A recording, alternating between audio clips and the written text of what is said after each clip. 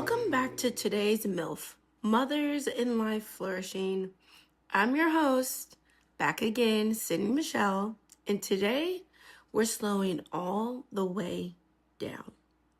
Because February isn't just about love in a romance and roses kind of way. It's about self-love, a deeper kind, a quieter kind, the kind that whispers, you are allowed to love the woman you're becoming, even if you don't fully recognize her yet. So following up from my impromptu episode 4 that I posted, I believe it was yesterday, and I said something along the lines of, you are not an imposter, you are evolving into a new version of you. And that can feel really uncomfortable. And just the fact, that motherhood didn't erase the woman you were and are, it expanded her. Or take motherhood out of it, whatever you've gone through did not erase you, it expanded you. And expansion always feels uncomfortable before it feels empowering. So today, a little piggyback ride off of that impromptu episode is about loving the woman you are becoming, even when you don't recognize her. So going off of February being Love Month, we're going to show ourselves a little love for the next 15-30 minutes. So go ahead, grab that cup of coffee, pour that glass of wine, M.I.L.F. We're about to unpack it. Let's do it.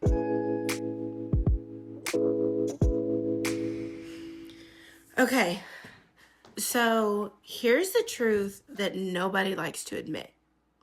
We walk into every year carrying silent expectations.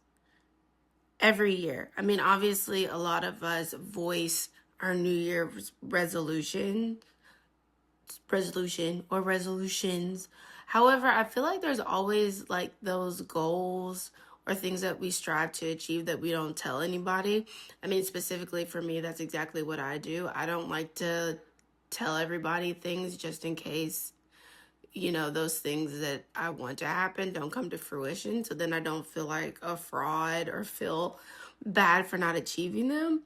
But at the end of the day, I still kind of do feel bad because I knew that's something I wanted to achieve. But anyway, that's something we don't like to admit, is that we walk into every year carrying silent expectations, who we should be by now, what we should have accomplished by now, what version of ourselves we promised we'd step into, and then life stepped even louder.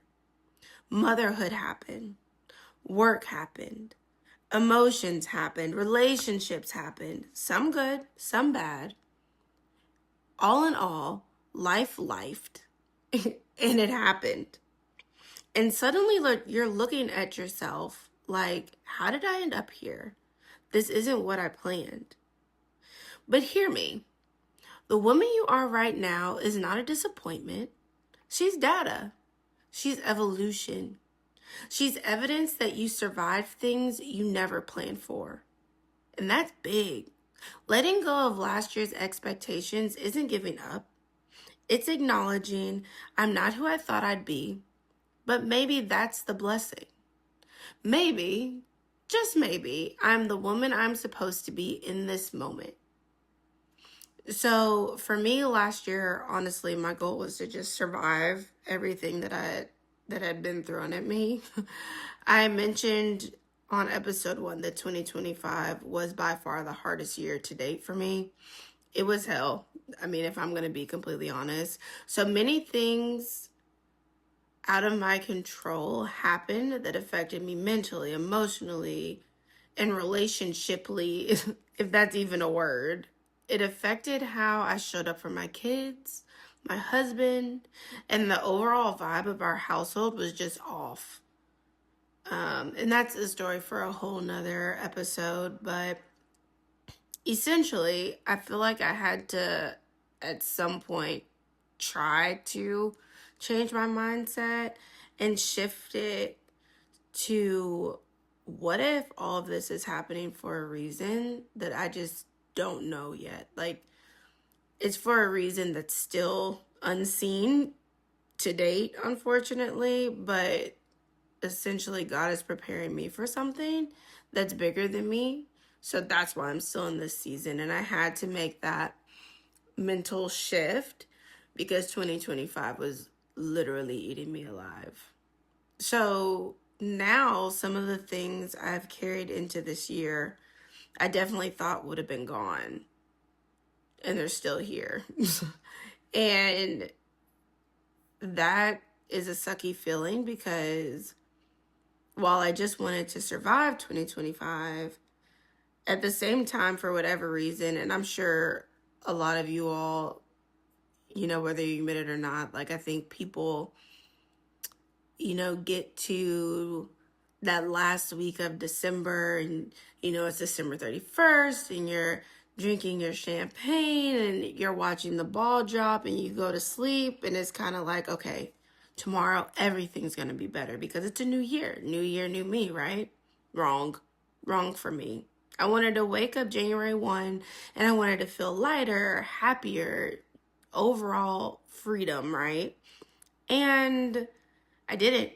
And I still don't in some aspects, but maybe that's by design, right? Maybe, and this is me shifting the narrative of my mind back to maybe it's for a reason that I don't know. And maybe there's obviously something I still need to learn, even though I feel like I've learned everything that I needed from 2025. But obviously, there has to be something. So at the end of the day, I'm not who I thought I'd be, but maybe that's the blessing. So when we look at that also from like a mother's perspective, while you can go into a new year not looking like the person you were last year, I feel like for moms, sometimes it's more, I don't want to say it's like easier to see because that discounts the experience of a woman, and I would never do that, pre-kids, because at some point we've all been there or are still there. But I think there comes a moment, especially for mothers, where you look in the mirror and you don't fully recognize who's staring back at you. Like, think back to postpartums, moms. Like, postpartum sucked, okay? I thought I had escaped the whole, like, losing my edges because I was like, oh, my son, he is, I think he was like 7, 8 months. I was like, oh, I passed that. Like, I completely got through that hormonal shift unscathed. And then I woke up and my edges were literally gone. And then you have your husband or your partner over here trying to make you feel better. And it's like, that does not help me. Like, my edges are gone. You're telling me it looks good. I'm looking at myself and I know it does not look good. I look crazy.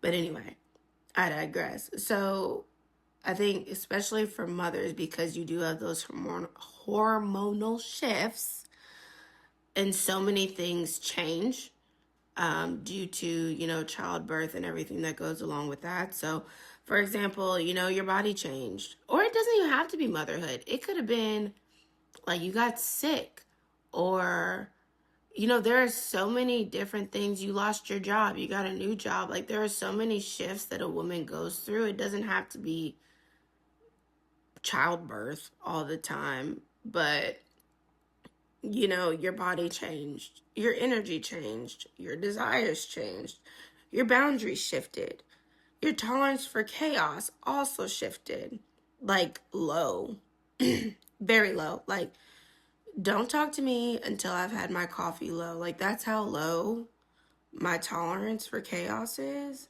But it's so unrealistic and unattainable to even be that low because with 3 toddlers, like everything is chaos. Everything. But here's what no one tells you. Not recognizing yourself doesn't mean you're lost. It means you're transforming. You're shedding versions of yourself that no longer fit the life you're living. You're stepping out of old identities you outgrew quietly. You're walking into a version of yourself that isn't fully shaped yet, and that is why she feels unfamiliar. That is why you don't recognize you. Growth always feels weird and awkward and uncomfortable before it feels right. So, all that being said, like, how do we learn to love the woman that we see staring back at us in the mirror? This woman who feels so different from who we were. She might be softer, she might be harder. Like, you might have a chip on your shoulder for whatever reason.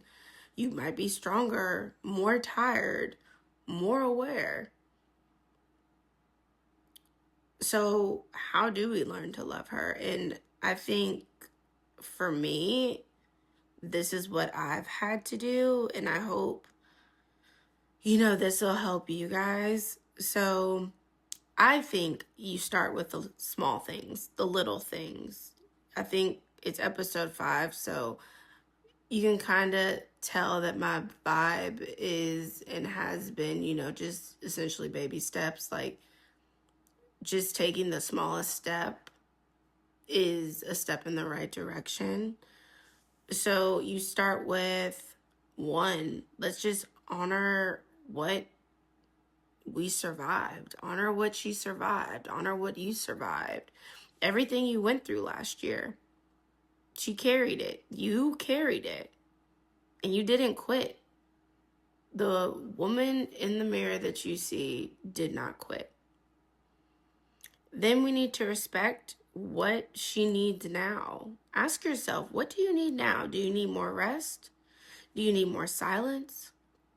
Do you need to set more boundaries, bigger boundaries? Do you need more softness in your life? Ask yourself those questions. Look in the mirror, get the answer, and then let yourself have it. Then we need to celebrate the parts of her that feel new.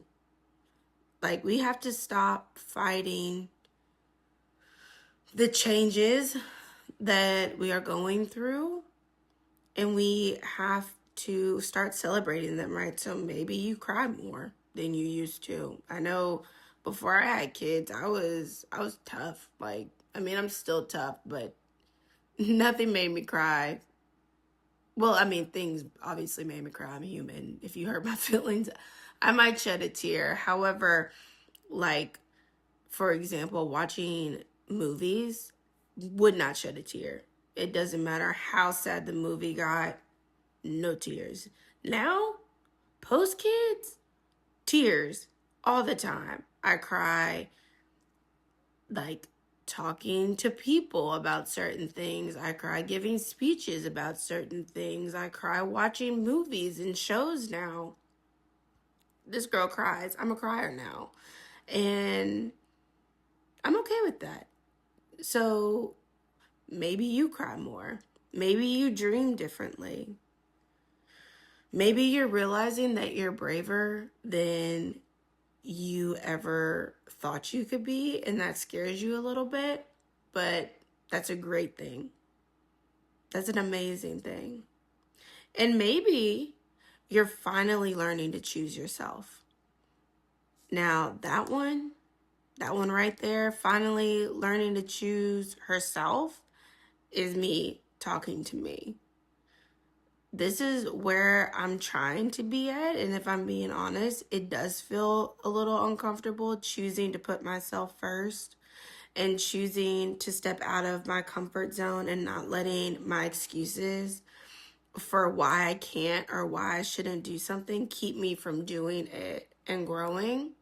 That's exactly where I'm at. And I think, for me, that's the biggest thing that needs to shift, for me to be the woman I believe I'm being called to be, is learning how to get out of my head and get out of my own way, and really finally learning to embrace the woman and the characteristics and the attributes that people say they see in me all the time, but for whatever reason I've been too self-conscious to explore them or really flourish in them.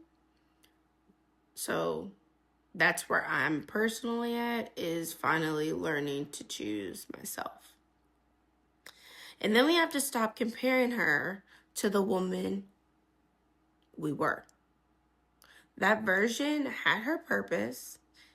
Even if we don't fully understand to this day what it is, but this new version of you, this new M.I.L.F, has a version too. It has a purpose too. You, in who you embody right now, who you are, has a purpose. Neither is better. They're just different. But we have to stop comparing the new us, so to speak, air quotes, to the old us, air quotes. And then lastly, we need to give ourselves permission to grow without a blueprint. And I think that's the hardest thing, especially if you're like type A like me. I like to control everything. So I like to map it out. I like to know all the things from A to Z. I like to plan it out. I don't do well with change. That's just me, essentially. But not every chapter needs a plan. Some chapters just need persistence. And I think for me, chapter 20, 25, that's where I was at. I was at number 5. Give yourself permission to grow without a blueprint, because essentially I just needed to persist and be persistent and get through it and do whatever I felt I needed to do in those moments to make those little steps of progression. So, like I said, some chapters just need persistence. And if that's the chapter you're in right now, let me tell you, this is your sign to keep going. Because essentially, it does get better. You do start to find yourself, like I said, it's taking those little steps, and eventually those little steps add up. Like, it's just walking before you learn how to run, right? So you just keep walking. Eventually, you've walked a mile. Eventually, now you're 2 miles. Now, while in the moment, as you're walking, it feels like it's taking forever. But then eventually, you'll look up and turn around and be like, dang, I just walked a marathon. That's crazy. So we have to give ourselves permission to grow without a blueprint. I think that's essential. Because falling in love with the new you isn't about perfection. It's about acceptance. It's about curiosity. It's about looking at yourself and saying, I don't fully know her yet, but I want to. I want to know everything about the woman looking back at me in the mirror, because she's changing and she's interesting and you're changing, and that's beautiful. You're flourishing. We have to embrace that. We have to get to know her. You have to get to know you. February isn't about grand gestures. It's about intimacy with yourself. Ask yourself, what do I need more of? What do I need less of? Who am I becoming? Who do I want to become? Who don't I want to become? And once you figure those answers out, then ask yourself, now, how can I love her better? How can I give the woman I'm becoming the love that she deserves? Like, what is it that I can do to self-love myself? And self-love isn't always bubble baths. Self-love is choosing yourself in moments where you used to abandon yourself. So, like, essentially, what does that look like for you? For me, I feel like a way that I would abandon myself is not allowing myself to fill my own cup, and not even allowing myself to figure out what it is that fills my cup. And not allowing myself to set the necessary boundaries that I needed for myself in order, to start flourishing and start growing and start dealing with things. So that's me. So now I'm choosing to love myself by staying, within those boundaries I set in place and not wavering on them for anybody, and choosing to put myself first and doing things outside of my comfort zone. And that's essentially for me how I'm deciding to choose myself, when I would have in 2025 and years prior just abandoned the thoughts in general. It's choosing whatever you used to just sweep under the rug. Like, you know what, it'll just get better, but I'm gonna just continue doing the same thing, knowing that it's really not gonna get better, and emptying my cup, and that just being it. And we can't do that. That's not self-love. Self-love is choosing the boundary. Self-love is choosing the rest. It's choosing to let go. It's choosing to let them. It's choosing the truth. It's choosing the growth. And it's choosing the softer life that you crave, or whatever life you crave. Some women don't want a soft life, and that's fine. I personally want a soft life. But whatever life you want is the life you should have, which means you need to start choosing you and embracing the woman that's staring back at you in the mirror. It's saying, the woman I'm becoming deserves the love I've been saving for everyone else, or I've been giving to everyone else. MILFs, I know we love hard. Okay, we love hard. Women in general love hard, and we tend to overextend ourselves and pour from empty cups way too much. So this year, this February, we're saying the woman I'm becoming deserves the love I've been saving for everyone else. So you are allowed to outgrow last year's version of you. You're allowed to rewrite your story. You're allowed to surprise yourself. And you're allowed to love this unfamiliar version of you, because she is becoming exactly who you prayed for in another season. I'm going to say that one more time. Don't forget that you are becoming exactly who you prayed for in another season. Thank you so much for spending this time with me today. About 25 minutes you gave to me, and I hope you feel like it was worth it. If this episode hit your heart, share it with another MILF who's evolving, shifting, and becoming, who's flourishing. I love you, I see you, and I'm proud of every version of you, past, present, and the one you're stepping into right now. This is today's MILF. This is Mothers in Life Flourishing, and this is your reminder to fall in love with you this February. Until next time, MILFs, bye.